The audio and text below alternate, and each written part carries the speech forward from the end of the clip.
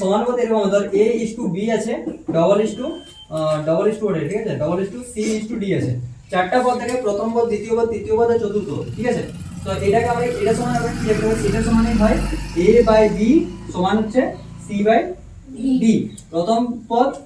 by দ্বিতীয় পদ সমান হচ্ছে তৃতীয় পদ বাই চতুর্থ পদ তাহলে পরে এখন আমাদের যদি কোনো একটা বের করতে বলে ধর বাকি তিনটে দেওয়া আছে একটা দেওয়া নেই প্রথম পদ দেওয়া আছে দ্বিতীয় পদ দেওয়া আছে তৃতীয় পদ দেওয়া আছে চতুর্থ পদ দেওয়া নেই ঠিক আছে তাহলে আমরা কি পেলাম এখান থেকে ভালো করে বুঝলাম প্রথম লিখছি শর্টে ঠিক আছে ধর প্রথম পদ বাই দ্বিতীয় পদ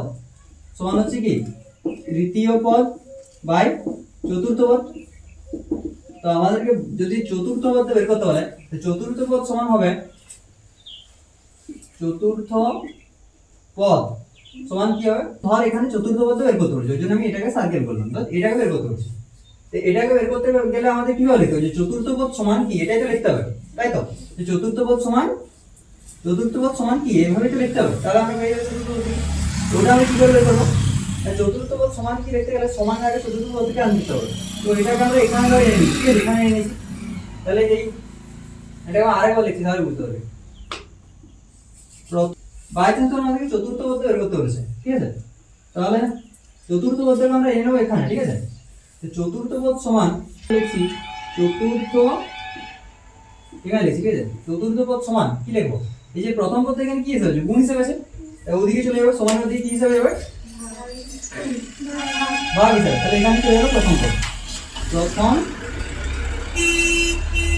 পদ পদ ঠিক আছে আর এখানে দ্বিতীয় পদ যেটা ছিল ওটা ওদিকে কি হিসাবে চলে যাবে গুণ হিসাবে তাহলে কোথায় গেল গুণ হিসাবে প্রথম পদ না এখানে দ্বিতীয় পদ ছিল তাই তো দ্বিতীয় পদের দিকে কি হিসাবে চলে আসবে গুণ হিসাবে দ্বিতীয় পদ এই যেটা এখানে ছিল ভাগ হিসাবে সেই দ্বিতীয় পদ ওখানে ছিল গুণ হিসাবে তাহলে চতুর্থ পদ সমান কি হলো চতুর্থ পদ সমান আমরা কি পেলাম তৃতীয় পদ বাই প্রথম পদ গুণিত দ্বিতীয় পদ একই ভাবে বাকিগুলো কি আছে ঠিক আছে তো তৃতীয় পদ বের করতে হবে তৃতীয় পদ কি হবে প্রথম পদ দ্বিতীয় পদ আছে চতুর্থ পদ এখানে গুণ হয়ে যাবে তাহলে আমরা কি তৃতীয় পদ দেখ এটা এখানে আছে তৃতীয় পদ চতুর্থ পদটাকে যদি ওদিকে গুণ হিসেবে পাঠিয়ে দিই এই ভাগ হিসেবে এই গুণ হিসেবে পাঠিয়ে দিই চতুর্থ পদ দিয়ে গুণ করে দিই তাহলে তৃতীয় পদ সমান এটা পেয়ে যাচ্ছি একইভাবে প্রথম পদ সমান পেয়ে যাবে যে কোনো একটা পদ বের করতে হলে এই যে সম্পর্কটা ছিল সেই সম্পর্কটা আমরা পেয়ে যাবো বুঝতে পারলে দেখ প্রথম পদ ঠিক আছে প্রথম পদ বাই দ্বিতীয় পদ সমান হচ্ছে তৃতীয় পদ বাই চতুর্থ পদ এটা বুঝতে পারছিস ভাই এবার যে কোনো একটা পদ যদি মিসিং থাকে সেই পদটাকে আমরা রেখে দেবো আর বাকিগুলোকে ওই সাইডে পাঠিয়ে দেবো এবার বাকিগুলো ওই সাইডে পাঠানো ইজি কারণ একটা সংখ্যা যেটা উপরে আছে সেটা গুণ হিসাবে আছে আর আরেকটা সংখ্যা যেটা নিচে আছে সেটা ভাগ হিসাবে আছে